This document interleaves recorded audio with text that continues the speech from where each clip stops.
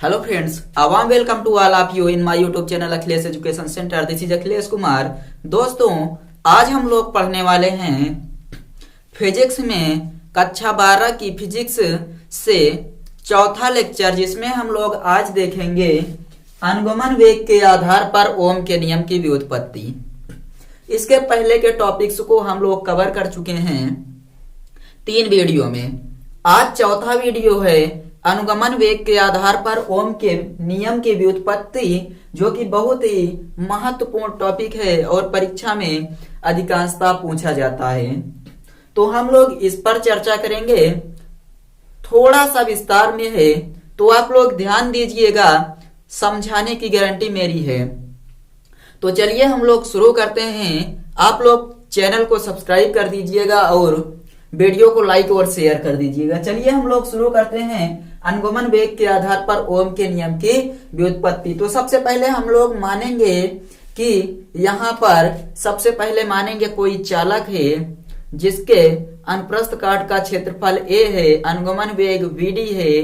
कुछ इस तरह से हम लोग मानना प्रारंभ करते हैं। तो माना किसी चालक के अनुप्रस्थ काट का क्षेत्रफल a है, एकांक आयतन में उपस्थित मुक्त इलेक्ट्रॉनों की संख्या n है, तथा साथ ही साथ चालक में उपस्थित इलेक्ट्रॉन जो हैं उनका अनुगमन वेग vd है। तो सबसे पहले मानते हैं कि माना किसी चालक के अनुप्रस्थ काट का क्षेत्रफल a, माना किसी चालक के अनुप्रस्थ काट का क्षेत्रफल, माना किसी चालक के अनुप्रस्थ काट का क्षेत्रफल, अनुप्रस्थ काट का क्षेत्रफल लिखेंगे यहां पर a, एकांक आयतन में मुक्त इलेक्ट्रॉनों की संख्या n, एकांक आयतन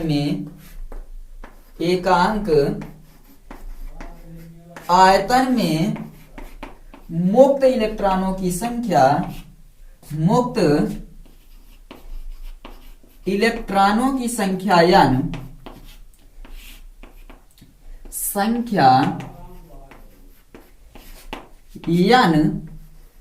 अनुगमन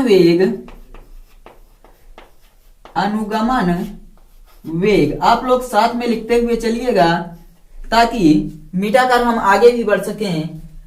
एकांक आयतन में मुक्त इलेक्ट्रॉनों की संख्या n तथा अनुगमन वेग vd है, अनुगमन वेग vd है। सबसे पहले यही लिखना है, माना चालक के अनुप्रस्थ काट का क्षेत्रफल a है, एकांक आयतन में मुक्त इलेक्ट्रॉनों की संख्या n है तथा अनुगमन वेग vd है। अतः चालक से बहने वाली धारा हम लोग क्या मान लेंगे? अतः चालक से बहने वाली धारा I बराबर ज्ञात करेंगे NE AVD। अतः चालक से बहने वाली धारा, चालक से बहने वाली धारा किससे प्रदर्शित करते हैं? बहने वाली धारा आई थिंक आप सबको ये अच्छे से दिख रहा होगा। एक बार हम चेक, तो सब कुछ ठीक ठाक चल रहा है। चलिए हम लोग अब आगे मानते हैं, अतः चालक से बहने वाली धारा I बराबर NEAVD। इसको हम लोग पीछे पढ़ चुके हैं। चालक से बहने वाली धारा I बराबर NEAVD। अब यदि हम लोग मान लें कि चालक के सिरों के बीच लगाया गया विभवांतर V तथा चालक की लंबाई L है, यदि चालक के सिरों के बीच, चालक के सिरों के बीच लगाया गया विभवांतर, सिरों के बीच लगाया गया या उत्पन्न विभवांतर, लगाया गया विभवांतर V तथा चालक की लंबाई, तथा चालक की लंबाई क्या मानेंगे हम लोग? L। यदि चालक के सिरों के बीच लगाया गया विभवांतर V, चालक की लंबाई L हो, तो चालक में उत्पन्न वैद्युत क्षेत्र, हम लोग क्या ज्ञात करेंगे, चालक में उत्पन्न वैद्युत क्षेत्र E बराबर हो जाएगा अपना V अपान L। तो चालक में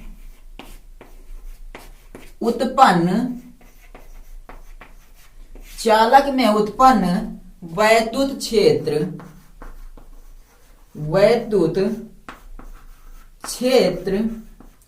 E बराबर V अपान L हो जाएगा। E बराबर V अपान L। अब हम लोग क्या मानेंगे इस पर कि यहां पर आप लोग ध्यान दीजिएगा, इतना आप लोग पहले नोट कर लीजिए। तो हम आगे चलते हैं और इसके आगे देखते हैं। अभी जगह है, हम यहाँ पर कुछ लिख सकते हैं। तो हम लोग अब आगे क्या लिखेंगे, चालक में उपस्थित मुक्त इलेक्ट्रॉनों पर लगने वाला वैद्युत बल, चालक में उपस्थित, अब आगे हम लोग ज्ञात करेंगे चालक में उपस्थित मुक्त इलेक्ट्रॉनों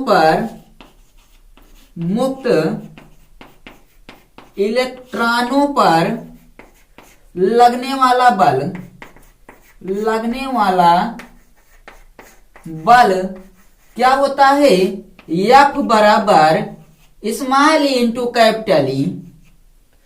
F बराबर small E into capital E, या फिर F बराबर क्या हो जाएगा, स्मॉल ई V अपान L। इतना आप लोग दिख रहा होगा, तो इसको नोट कर लीजिए। यहां पर चूंकि E बराबर V अपान L, इसलिए F बराबर E अपान E इंटू V अपान L हो जाएगा। एक बात समझिए, सबसे पहले हम लोग क्या लिखेंगे, किसी चालक के अनुप्रस्थ काट का क्षेत्रफल A मान लेंगे, और उसके बाद हम लोग मानेंगे कि यहाँ पर जो चालक है उसमें उपस्थित मुक्त इलेक्ट्रॉनों की संख्या N है तथा अनुगमन वेग Vd है। आगे हम लोग मानेंगे कि माना चालक से बहने वाली धारा I है, तो I बराबर यानी EA Vd। अब मान लीजिए चालक के सिरों के बीच लगाया गया विभवांतर V तथा चालक की लंबाई L है, तो चालक में उत्पन्न वैद्युत क्षेत्र E बराबर V अपान L। चालक में उपस्थित मुक्त इलेक्ट्रॉनों पर लगने वाला बल F बराबर E इंटू E, या F बराबर E V अपान L हो जाएगा। इसको नोट कीजिए। तो हम यहाँ पर अब जो माने हैं उसको हम मिटा देते हैं और आगे बढ़ते हैं। इसको नोट कर लीजिए। तो हम मिटाते हैं जो हम लोग पहले माने हैं कि माना किसी चालक के अनुप्रस्थ काट का क्षेत्रफल A, एकांक आयतन में उपस्थित मुक्त इलेक्ट्रॉनों की संख्या N तथा अनुगमन वेग Vd है। इसको नोट कर लीजिए, तब हम लोग आगे अब बढ़ते हैं। साथ में आप लोग नोट करते रहिए, हम इसे हटाकर आगे चलते हैं। आई थिंक आप सबको ये अच्छे से समझ में आ रहा होगा कि अनुगमन वेग के आधार पर ओम के नियम की जो भी उत्पत्ति की जा रही है वो कैसे हो रहा है। अब हम लोग यहाँ पर क्या मानेंगे, मान लेते हैं इलेक्ट्रॉन का द्रव्यमान क्या है, जो इलेक्ट्रॉन मुक्त इलेक्ट्रॉन है उसका द्रव्यमान क्या है, यम है। मुक्त इलेक्ट्रॉन का द्रव्यमान अब हम लोग क्या मानेंगे, यम। तो इलेक्ट्रॉन में उत्पन्न त्वरण, यदि मुक्त इलेक्ट्रॉन का द्रव्यमान, या इलेक्ट्रॉन अकेले लिखिए, इलेक्ट्रॉन का द्रव्यमान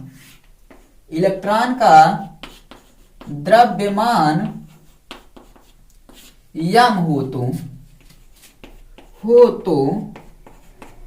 चालक में उत्पन्न त्वरण या इलेक्ट्रॉन के कारण उत्पन्न त्वरण, तो हम लोग क्या लिखेंगे, तो लिखेंगे इलेक्ट्रॉन में उत्पन्न त्वरण हो तो इलेक्ट्रॉन में उत्पन्न त्वरण, इलेक्ट्रॉन में उत्पन्न त्वरण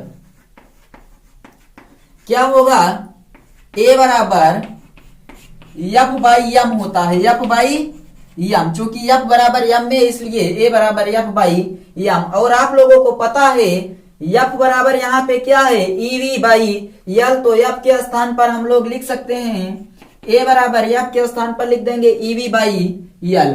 EV बाई यम L हो जाएगा, ये वाला L और यहाँ पर यम ये वाला, ए बराबर EV यम और उसके बाद L, EV by m L हो जाएगा। और अब हम लोग क्या करते हैं, इसको आई थिंक आप लोग नोट कर चुके होंगे और ये इतना समझ में आ गया होगा कि यदि हम इलेक्ट्रॉन का द्रव्यमान m मान लेते हैं तो उसमें त्वरण उत्पन्न इलेक्ट्रॉन में उत्पन्न त्वरण A बराबर F बाई m हो जाएगा और A बराबर EV बाई ml हो जाएगा। तो अब हम लोग इसको मिटाते हैं, आप इसको नोट कर लीजिए इतना, हम इसके नीचे अब मिटा देते हैं और उसके बाद आगे बढ़ते हैं। जल्दी से नोट कीजिए या स्क्रीनशॉट लीजिए, तब हम फिर से आगे बढ़ते हैं। चलिए अब हम लोग आगे बढ़ते हैं।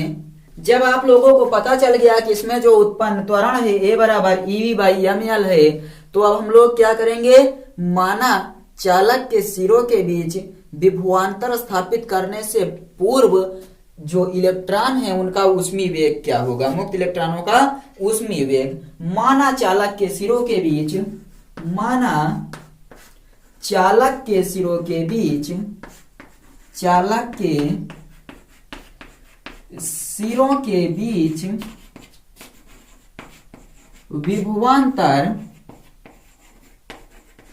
विभवांतर स्थापित करने के पूर्व, स्थापित करने के पूर्व मुक्त इलेक्ट्रॉनों का ऊष्मीय वेग, मुक्त इलेक्ट्रॉनों का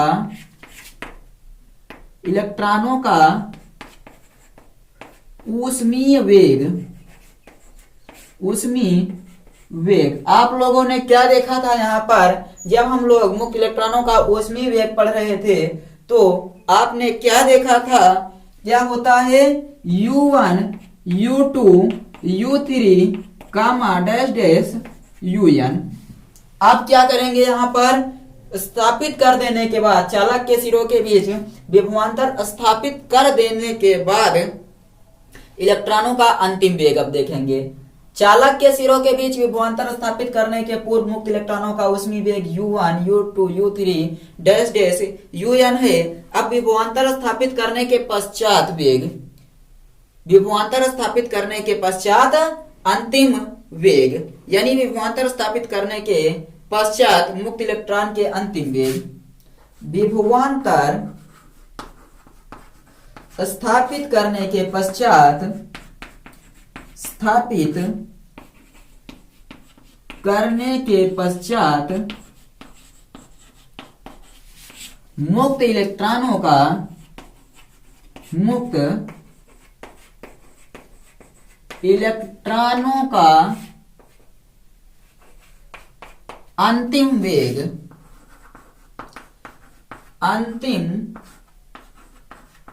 वेग। अब हम लोग क्या लिखेंगे, सबसे पहले हमने लिखा विभवांतर स्थापित करने के पूर्व मुक्त इलेक्ट्रॉनों का ऊष्मीय वेग। अब हम लोग लिखेंगे विभवांतर स्थापित करने के पश्चात मुक्त इलेक्ट्रॉनों का अंतिम वेग U1 plus A τ1 U2 plus A τ2 dash dash dash लगाकर UN प्लस A τN हो जाएगा। ये क्या है, विभवांतर स्थापित करने के पश्चात मुक्त इलेक्ट्रॉनों का अंतिम वेग है। अब हम लोग यहाँ पर औसत वेग की गणना कर लेते हैं। औसत वेग, औसत वेग बराबर क्या हो जाएगा, यहाँ पर तो क्या निकालेंगे हम लोग, औसत वेग जो है वो हो जाएगा U1, उसके बाद आगे लिखेंगे U2 प्लस U3, ऐसे U1 plus U2 plus U3 plus dash dash UN, ये हो जाएगा प्लस आगे क्या हो जाएगा, तो A τ1 प्लस A τ2, मतलब कि क्या करेंगे हम लोग यहाँ पर A कॉमन ले लेंगे सभी में, उसके बाद ये बनेगा τ1 plus τ2 plus τ3 plus dash dash dash τN, मतलब 91 इलेक्ट्रॉन का अंतिम वेग बाई सभी के बटे में क्या लिखेंगे यहाँ पर U1 plus U2 plus U3 plus dash dash UN plus A common ले लेंगे सभी में, तो A प्लस A, यानी कि A कॉमन ले लेंगे तो ब्रैकेट में τ1 प्लस τ2 प्लस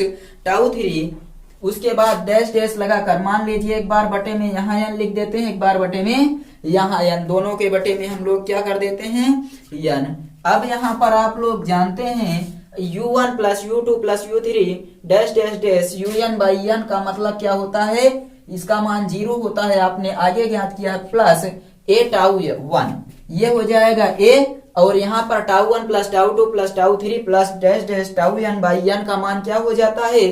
तो आप लोगों ने पीछे देखा था कि इसका जो मान प्राप्त होता है वो क्या होता है, टाउ के बराबर आ जाता है। मतलब हमें यहाँ से क्या प्राप्त हो गया, तो हमें से यहाँ से क्या प्राप्त हुआ, a टाउ प्राप्त हो गया, a टाउ। आप लोगों को पता है a का मान क्या है, EV बाई ml है, a का मान क्या है यहाँ पर, EV बाई ml। तो यहाँ पर a का मान रख देंगे तो हमें जो वैल्यू प्राप्त हो जाएगी वो हो जाएगी EV by ml into tau, EV by ml into tau. और औसत वेग आप लोग VD, draft velocity VD, VD बराबर क्या प्राप्त हुआ हम लोगों को, तो EV by ml into tau प्राप्त हो गया, EV by ml into tau. इसको इक्वेशन नंबर 2 मान लीजिए, और इक्वेशन नंबर 1 अपना था I बराबर NEAVD, I बराबर NEAVD। आप लोगों ने यहाँ पर सबसे पहले ही जब धारा ज्ञात किया था तभी आप लोगों ने एक फार्मूला लिखा था यहाँ पर I बराबर NEAVD, ये था अपना इक्वेशन नंबर फर्स्ट। इसी समीकरण में अब हम लोग क्या करेंगे, इसको एक बार समझ लीजिए तो हम बताते हैं। बस इतना याद रखिए कि I बराबर NEAVD, जब हम लोग धारा मान रहे थे कि माना चालक में बहने वाली जो धारा है I बराबर NEAVD, उसको याद रखिएगा। बस ऊपर लिखा गया है यदि इलेक्ट्रॉन का द्रव्यमान m हो तथा इलेक्ट्रॉन में उत्पन्न त्वरण, तब हम लोग इलेक्ट्रॉन में उत्पन्न त्वरण a बराबर f बाई m से a बराबर EV बाई ml। चालक के सिरों के बीच विभवांतर स्थापित करने से पूर्व मुक्त इलेक्ट्रॉनों का ऊष्मीय वेग u1 u2 u3 un था, और उसके बाद विभवांतर स्थापित करने के पश्चात मुक्त इलेक्ट्रॉनों का अंतिम वेग u1 plus a tau 1 u2 plus a tau 2। अब औसत वेग ज्ञात कर लेते हैं, तो u1 plus u2 plus u3 plus dash dash un plus a common ले लेंगे, tau 1 plus tau 2 plus tau 3 plus dash dash tau n by n दोनों में है, इसका मान पूरे का मान 0 होता है, आपने ज्ञात किया था। और यहाँ पर जो टाउ 1 टाउ 2 है इसका मान होता है टाउ के, तो टाउ की वैल्यू हमें यानी कि वीडी औसत वेग प्राप्त हो गया a टाउ, और a की वैल्यू हमें पता है यहाँ पर EV बाई ml है, उसको लिख दिए। तो ये अपना बन गया समीकरण नंबर 2। इसको जल्दी से नोट कीजिए और स्क्रीनशॉट लीजिए। तो हम लोग अब आगे बढ़ते हैं और देखते हैं इसके आगे क्या है। इतना सब कुछ करने के पश्चात हमें अब 2 समीकरण प्राप्त हुए हैं। एक पहला समीकरण जब हमने धारा का मान ज्ञात किया था, मतलब यदि चालक से बहने वाली धारा का क्या हो जाए, अतः चालक से बहने वाली धारा I बराबर यानी AVD, और अनुगमन वेग मतलब यहाँ पर औसत वेग EV by ml into tau. तो आप लोग क्या करेंगे, यहाँ पर जो VD की वैल्यू है वो समीकरण 1 में रख देंगे। तो VD का मान यानी समीकरण 2 से VD का मान समीकरण 1 में रखने पर, यानी यहां से VD का मान समीकरण 1 में रखने पर, VD का मान समीकरण 1 में रखने पर, समीकरण 1 में रखने पर हमें क्या प्राप्त हो जाएगा, I बराबर NEA, और VD के स्थान पर हो जाएगा EV into tau by ml। ये हो गया NEA, उसके बाद NEAVD है यहाँ पर, NEAVD के स्थान पर EV by ml into tau. इतना जब हम लोगों को प्राप्त हो गया तो हम लोग अब आगे क्या करने वाले हैं, देखिए। अब हम लोग I बराबर लिखेंगे, I बराबर E 2 बार है इसलिए स्क्वायर हो गया A, और उसके बाद हमें क्या बच रहा है, यहाँ पर V बच रहा है और टाउ बच रहा है। V हो गया, टाउ हो गया बाई ml। इतना हमें प्राप्त हुआ। I बराबर यानी स्क्वायर AB टाउ और उसके बाद ml। अब आप लोग क्या करेंगे, इसको इधर गुणा कीजिए अगली लाइन में, तो ये इधर आएगा तो ऊपर हो जाएगा ml अपान, यहां से क्या लिख देंगे, E स्क्वायर A टाउ इधर से ले लेंगे, यानी E स्क्वायर A टाउ ले लेंगे। बचेगा क्या, इधर v बचा है और इधर ये वाला क्या बच गया है, i बच गया है। तो आप लोग जानते हैं v अपान आई बराबर क्या होता है, तो v अपान आई बराबर क्या होता है, r के होता है। v अपान आई बराबर r होता है, तो यहां लिखेंगे चूंकि v upon i is equal to r के होता है, इसलिए हम लोग इसको क्या लिख सकते हैं, r is equal to m l upon n e square a tau. ये हो गया r बराबर m l upon n e square a tau. यही है अनुगमन वेग के आधार पर ओम के नियम की व्युत्पत्ति। इतना ही आएगा, r is equal to m l upon n e square a tau. तो हम लोगों ने कैसे इसको ज्ञात कर लिया, सबसे पहले हमने क्या माना था, तो हमने माना था कि जो चालक है उसके अनुप्रस्थ काट का क्षेत्रफल a है। दूसरा, जो मुक्त इलेक्ट्रॉनों की संख्या है उस चालक में n है और अनुगमन वेग vd है। तब हमने क्या कहा था, अतः चालक से बहने वाली धारा I बराबर n e a vd, इतना हुआ था। उसके बाद हमने माना कि जो चालक है उसके सिरों के बीच लगाया गया विभवांतर v है तथा साथ ही साथ चालक की लंबाई l है। तब हमने क्या किया था, जब हमने मान लिया तो उसके बाद हमने वहां पर v और जो लंबाई l थी वहां से हमने ज्ञात किया था चालक में उत्पन्न वैद्युत क्षेत्र E बराबर v अपान l। जब हमें v अपान l ज्ञात हो गया था तब हमने माना था कि जो चालक है उसमें जो मुक्त इलेक्ट्रॉन है उसका द्रव्यमान क्या है, वहां पर बल हमने ज्ञात किया था। सबसे पहले जो चालक है उसमें मुक्त इलेक्ट्रॉन जो है उसमें लगने वाला बल F बराबर small e into capital E और E बराबर v अपान l यहाँ पर हमने ज्ञात किया था, इसलिए लिख दिया F बराबर E इंटू v अपान l। और फिर हमने माना कि जो चालक है उसमें जो मुक्त इलेक्ट्रॉन है उसका द्रव्यमान m है, तो चालक में उत्पन्न त्वरण A बराबर F बाई m से हमने ज्ञात किया था कि जो A बराबर F बाई m से F का मान क्या था, E v अपान l। तो उसको रखने पर हमें प्राप्त हुआ A बराबर E v अपान l इंटू m, इतना प्राप्त हो गया। पुनः हमने क्या किया, जब हमें ये प्राप्त हो गया तो हमने माना कि चालक के सिरों के बीच विभवांतर स्थापित करने के पूर्व चालक का, यहाँ पर जो हमने माना था कि विभवांतर स्थापित करने से पूर्व चालक के जो सिरों पर मुक्त इलेक्ट्रॉन है, मतलब कि चालक में जो मुक्त इलेक्ट्रॉन हैं उनका उष्मीय वेग क्या था, तो u1 u2 u3 dash dash करते हुए un पहुंचे थे। और फिर विभवांतर स्थापित करने के पश्चात जब चालक का औसत वेग हमने ज्ञात किया तो हमें क्या प्राप्त हुआ, u1 plus u2 plus u3 plus dash dash un by n plus A common लेने के बाद ब्रैकेट में tau one plus tau two plus tau three dash dash tau n by n। और हम जानते हैं u1 plus u2 plus u3 dash dash un by n का मान 0 और वहां पर tau one plus tau two plus tau three dash dash का मान अपान n का मान टाउ होता है। तो हमें यहां से प्राप्त हो गया vd बराबर a जो कॉमन लिए थे और टाउ जो सभी का औसत था। तो हमें पता है a बराबर क्या था, हम लोगों ने ज्ञात किया था स्मॉल e, a बराबर हमने क्या ज्ञात किया था, स्मॉल e और v अपान एम एल, इसका रख दिए मान तो हमें प्राप्त हो गया vd बराबर स्मॉल e इंटू v अपान, उसके बाद फिर स्मॉल e इंटू v अपान l इंटू m, यानी कि m इंटू l या l इंटू m और बगल में टाउ।